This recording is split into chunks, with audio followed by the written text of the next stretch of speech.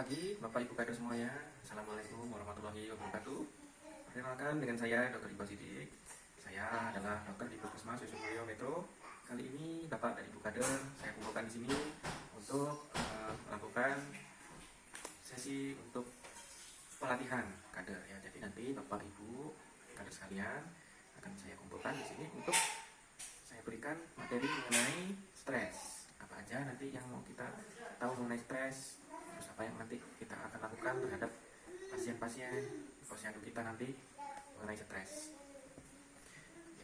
Nah, yang pertama, para kader ibu dan bapak, ibu-ibu semua ya, ibu-ibu semua, kita harus mengerti mengenai stres. Ya, kita harus mengenal mengenai stres. Jadi sebelum kita nanti memeriksa atau melakukan wawancara, kita mendeteksi pasien-pasien, nanti kita harus mengenal stres dulu. Stres itu apa sih Bapak Ibu? Stres itu adalah setiap situasi atau kondisi yang menekan.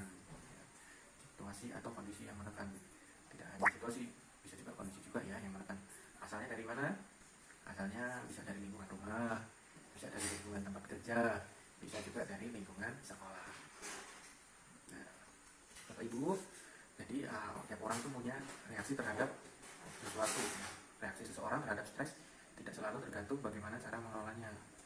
Dia bisa jadi reaksinya yang positif, bisa juga jadi reaksi yang negatif. Nah, kalau dia orangnya positif, ya reaksi positif dari stres, dia akan memotivasi dirinya sendiri, bisa motivasi untuk berusaha lebih keras dan lebih baik lagi.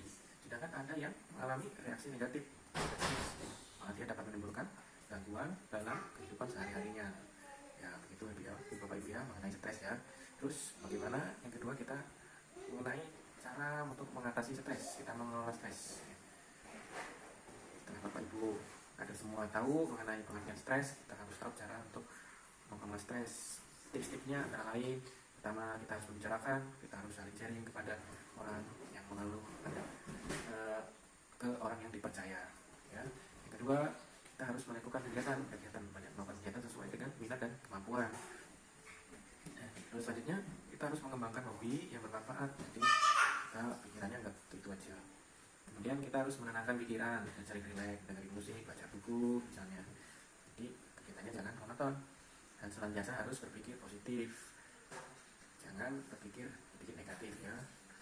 Kemudian kita harus selalu beribadah, jangan lupa meningkatkan ibadah dan mendekatkan diri pada Tuhan ya, sebagai makhluk ciptaan Tuhan.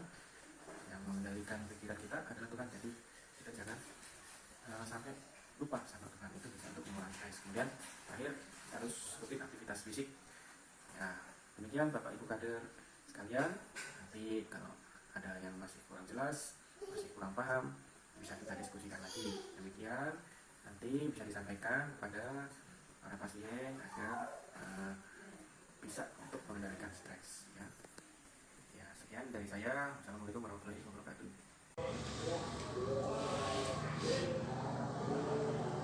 Selamat sore, kali ini saya akan melakukan tes penglihatan terhadap satu pasien dalam rangka faktor resiko penyakit menular.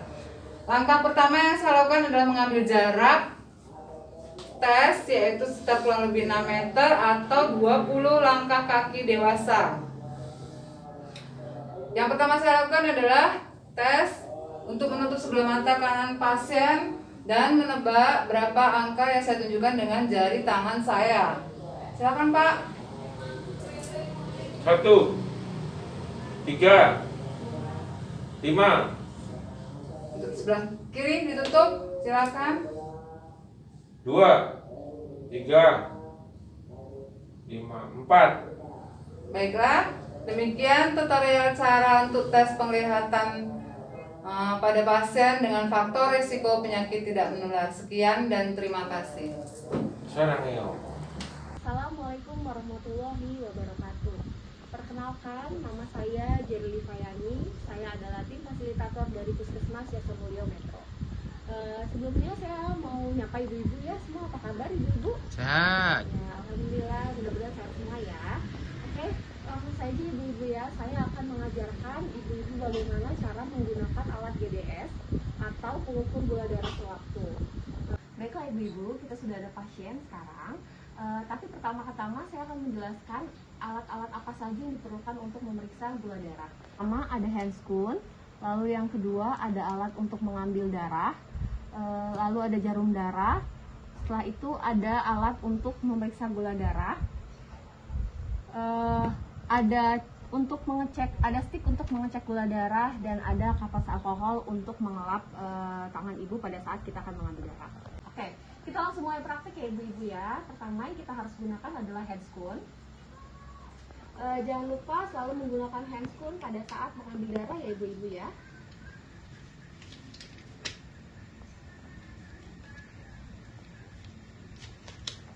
Lalu setelah itu kita siapkan alat untuk mengambil darahnya. Ada lancet. Mekanisme kerjanya adalah ditarik lalu dipencet ya ibu-ibu ya. Jangan lupa jarumnya dipasang terlebih dahulu seperti ini, lalu dibuka tutupnya. Oke. Saya jelaskan lagi bahwasannya alat ini sebelum menggunakan jangan lupa ditarik ya, jangan lupa ditarik kemudian dipencet. Nah, bila dipencet dia akan maju ke depan gitu. Seperti itu ibu-ibu ya. Oke, langsung saja. Setelah ditarik, kita siapkan dulu alat GDS-nya. Kita pasang sticknya terlebih dahulu.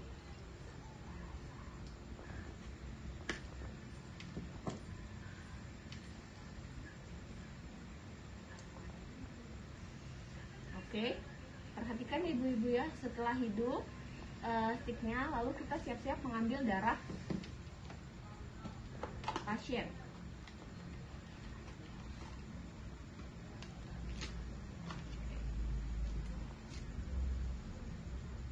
Darahnya diambil ya Pak ya.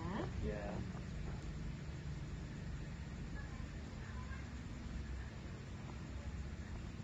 Ini tadi sudah ditarik ya Bu ya.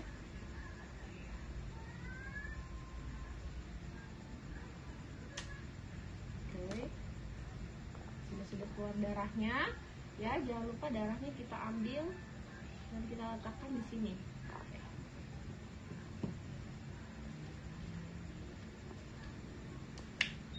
Oke.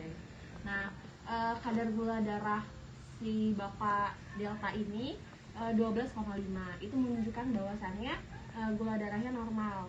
Dan perlu diketahui ya ibu-ibu ya, gula darah normal itu kisaran 140 gram per desiliter. Sedangkan untuk gula darah yang lebih dari 200 gram per desiliter itu menandakan bahwa si pasien menderita diabetes tipe 2 dan 3. Nah, itu perlu observasi lebih lanjut. Demikianlah Bapak-bapak Ibu kader sekalian, itu tadi adalah tutorial cara menggunakan alat gula darah atau cek gula darah. Semoga ilmu yang saya ajarkan dapat diaplikasikan pada saat nanti pemeriksaan gula darah atau posbindu PTM di kelurahan kita. Semoga ilmunya bermanfaat. Saya akhiri, wassalamualaikum warahmatullahi wabarakatuh.